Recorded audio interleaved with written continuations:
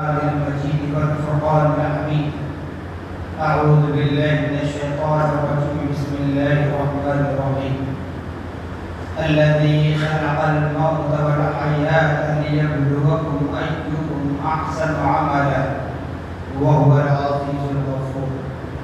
صدق الله العظيم وصدق رسوله النبي الأمين الكريم، ونحن على ذلك لمن الشاهدين والشاكرين والذاكرين والصابرين والحمد لله رب العالمين. قال الله تبارك وتعالى في شأن حبيبه المصطفى ورسوله المجتبى صلى الله تعالى عليه وسلم: إن الله وملائكته يصلون على النبي يا أيها الذين آمنوا صلوا عليه وسلموا تسليما. اللهم صل على سيدنا شفيعنا مولانا محمد كما تحب وترضى بأن تصلي عليه صلى الله عليه وسلم. نبی اور آل نبی پر ایک مرتبہ آواز کر درود پاک پڑھیں: اللهم صل على سيدنا شفيعنا مولانا محمد مع الجود والكرم والعلم والحب والحكم وآله وأصحابه وبارك وسلم.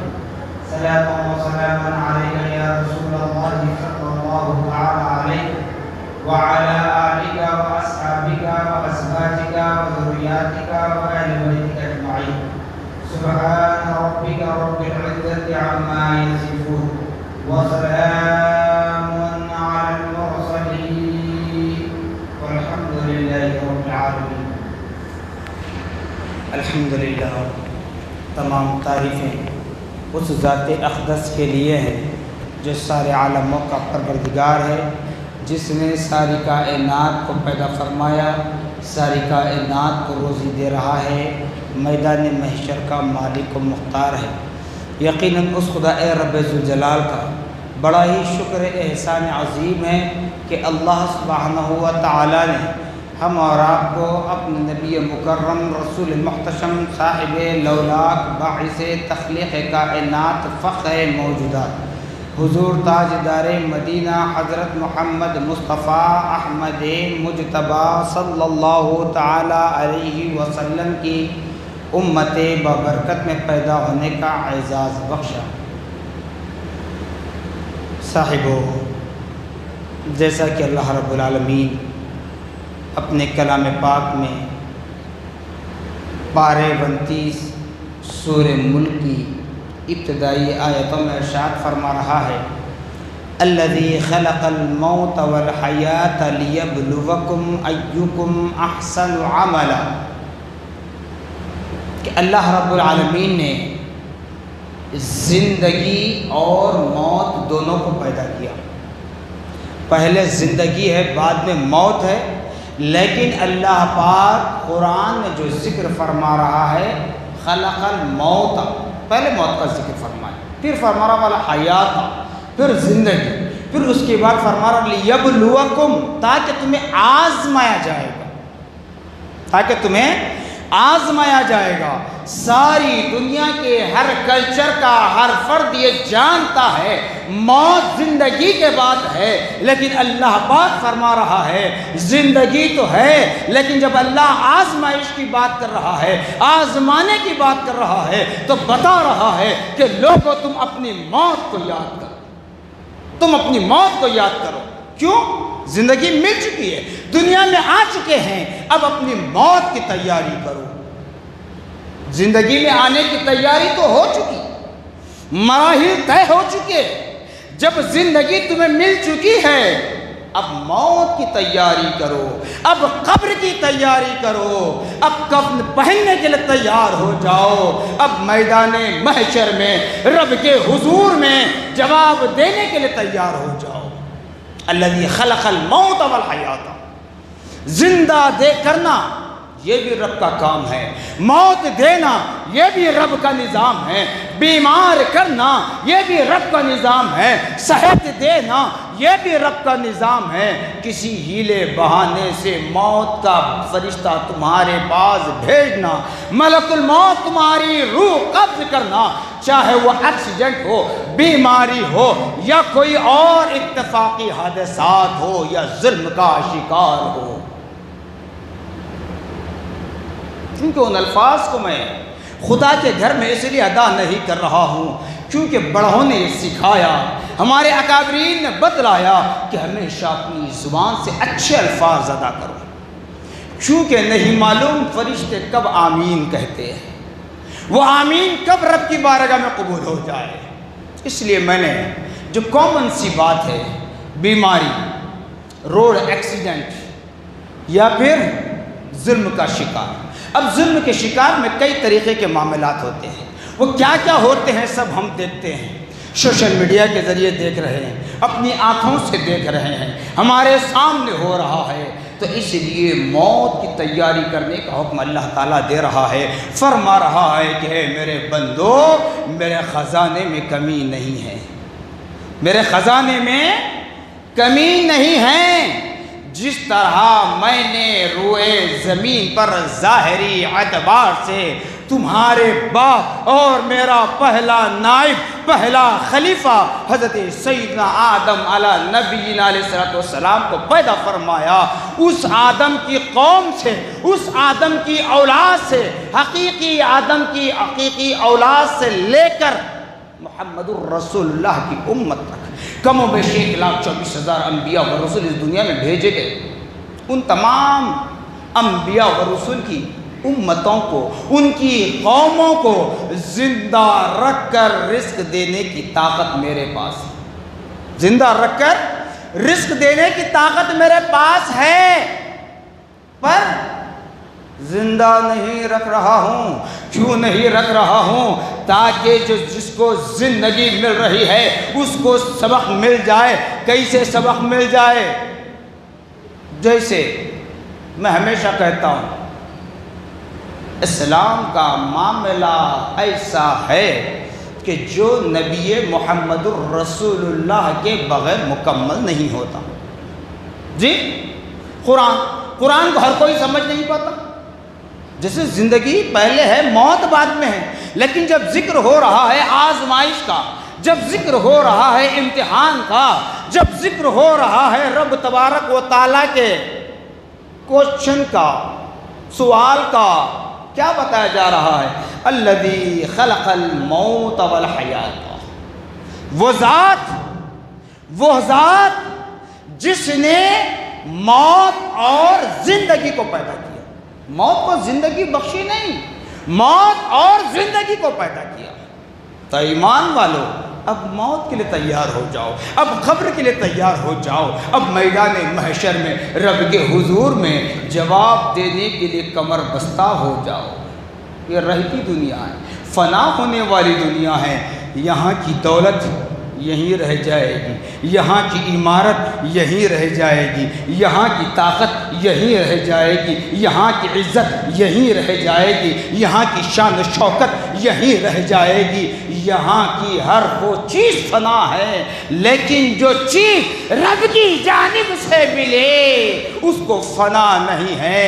جیسے قرآن کہتا ہے وَتُعِزُّ مَن تَشَاءُ وَتُذِلُّ مَن تَشَاءُ، دنیا کی عزت دنیا کے بندوں کے ذریعے ملتی ہے، دنیا کی ذلت دنیا کے بندوں کے ذریعے ملتی ہے، لیکن قرآن نے جس کو عزت اور ذلت کا معاملہ بتلایا وہ خدا کے قبضے قدرت میں ہے، اس کو فنا نہیں ہے۔ وہ چاہے زمین کے کسی خطے میں رہے، آج یہاں، کل وہاں، پرسوں وہاں، کہیں ہو، لیکن عزت جب اللہ دینا چاہے تو ہماری نہ ذلت کام آتی ہے نہ ہماری عزت کام آتی ہے۔ اللہ اگر میدان محشر میں رسوا اگر کرنا چاہے تو دنیا کی ذلت نہ کام آتی ہے نہ دنیا کی عزت کام آتی ہے۔ عزت اور ذلت خدا کے ہاتھ ہے۔ موت کے لیے تیار ہو جاؤ، موت کو یاد کرتے رہو، اور ایسے اعمال کرو جس سے رب راضی ہو جائے، رب راضی ہو جائے۔ دنیا والوں کی رضا مندی تمہارے لیے کوئی کام آنے والی نہیں ہے۔ خبر میں 3 سوال، من ربو کا، ما دینو کا، تیسرا سوال جو بچپن میں پڑھایا جاتا ہے بچوں کو، من نبیو کا۔ لیکن من نبیو کا سوال نہیں ہوگا، کہا جائے گا منکر نکیر جو فرشتہ ہوگا وہ فرشتہ پوچھے گا ما کنت تقول فی حق ھذا الرجل، کہو اس مرد کے بارے میں تمہارا کیا خیال ہے؟ تو معلوم ہوا جس طرح میں نے رمضان المبارک کے آخری جمعہ سے کہتے آ رہا ہوں کہ نبی محمد الرسول اللہ صلی اللہ تعالی علیہ وسلم ہمارے اس دنیا میں بھی وکیل ہیں، سکرات میں بھی وکیل ہیں، قبر میں بھی وکیل ہے، میدان محشر میں بھی وکیل ہے۔ یہ میں نہیں کہہ رہا ہوں، اللہ نے فرمایا۔ تمام انبیاء و رسول ایک طرف، نبی محمد رسول اللہ کی ذات ایک طرف۔ تمام انبیاء و رسول ہوں گے میدان محشر میں، لیکن اللہ پاک نبی پاک محمد الرسول اللہ صلی اللہ علیہ وسلم کے نبوت والے سر پر شفاعت کا تاج پہنایا ہے۔ تو ہمارے یہاں بھی وکیل ہیں، وہاں بھی وکیل ہیں، وہ جانتے ہیں یہاں کے وکیلوں کے سامنے تم کو اپنا درد کہنا پڑتا ہے، یہ ہمارے وکیل ایسے ہیں جو ہر تکلیف کو جانتے ہیں، ہر بات کو جانتے ہیں۔ جیسے اللہ تعالیٰ اسی سورہ ملک کی پہلے رکوع میں فرما رہا ہے هو اللطیف الخبیر، خدا کی یہ وہ ذات ہے، خدا کی یہ وہ ذات ہے کہ جو دل کی باریکی کو جان لیتا ہے۔ اور وہی خدا رب العالمین فرما رہا ہے، کیا فرما رہا ہے؟ اے حبیب، اے میرے محبوب، جہاں تک میری خدائی کام کرتی ہے وہاں تک آپ کی مصطفائی کام کرتی ہے۔ میں سارے جہانوں کا رب العالمین ہوں، آپ سارے عالموں کے لیے رحمت للعالمین ہو، رحمت بنا کر بھیجے گئے ہو۔ اسی لیے میرے نبی نے طائف کے میدان میں اپنے نبوت والے جسم پر پتھر برسائے گئے، جسم زخموں سے بھر گیا، پر میرے نبی نے اپنی نبوت والی زبان سے بد دعا نہیں دی، بد دعا نہیں دی، بلکہ فرمایا مولا تو رب العالمین ہے، مولا تو نے مجھے رحمت للعالمین بنایا، انتقام لینے والا تو ہے، انتقام لینے والا تو ہے۔ تو الحمدللہ ثم الحمدللہ ہم بھی اسی نبی کی امت ہیں، اس لیے آج ہم بھی ہمارے نبی کے نقش قدم پر پھول نہیں پھول کی پتی سے ہی عمل کرنے کی کوشش کرتے ہوئے رحمت للعالمین کے صدقے، اللہ کے فضل و کرم سے، اللہ کی حول و طاقت سے ہم صبر و استقامت سے کام لے رہے ہیں۔ اور ہمیں چاہیے کہ زندگی میں جتنا ہو سکے موت کو یاد کرتے رہیں۔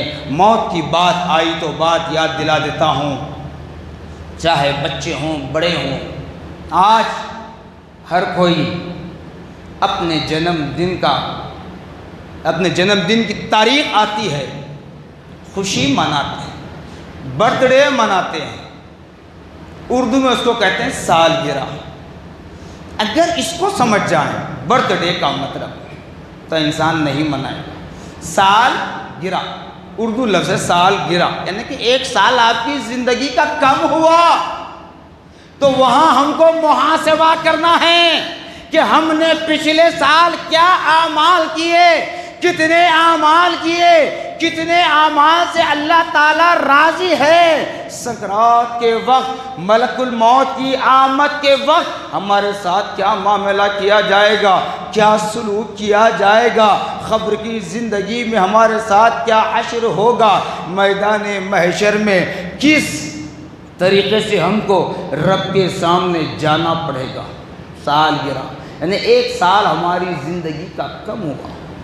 اسی طرح شادی شدہ لوگ میرج اینیورسری مناتے ہیں، اچھی بات ہے خوشی کا اہتمام کرنا، لیکن ایسی خوشی نہیں جس سے غریب، یتیم، مسکین، محتاج، جی یتیم، یسیر، اسیر، ان لوگوں کی دل آزاری، اللہ نے تمہیں دیا ہے، دنیا کی دولت سے نوازا ہے تو اتنا اس کا اہتمام کریں، اتنا خوشیاں منائیں تاکہ ان مجبور لوگوں کو اس بات کا احساس نہ ہو کاش ہمارا باپ ہوتا، کاش ہماری ماں ہوتی، کاش اللہ تعالیٰ ہمیں دولت دیا ہوتا، کاش اللہ تبارک و تعالیٰ دنیا کی دولت سے ہمیں مالا مال کیا ہوتا تو آج ہم بھی ان کی خوشیوں میں شامل ہوتے، ان کے برابر کپڑا پہنتے، ان کے برابر بڑی بڑی گاڑیوں میں سوار ہوتے۔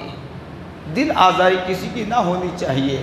تو کہنے کا مقصد یہ ہے دنیا میں آئے ہیں، شعور کو پائے ہیں، زندگیاں کٹ رہی ہیں، سال گزر رہے ہیں، دن بیتتے جا رہے ہیں، زندگی کے آخری لمحوں کے قریب ہوتے جا رہے ہیں، اور پیارے آقا محمد الرسول اللہ صلی اللہ تعالی علیہ وسلم نے قیامت کی جو نشانیاں بتائی تھیں اس میں سے تقریباً نشانیاں مکمل ہو چکی ہیں، صرف مشہور 2-3 ہیں، وہ باقی ہیں۔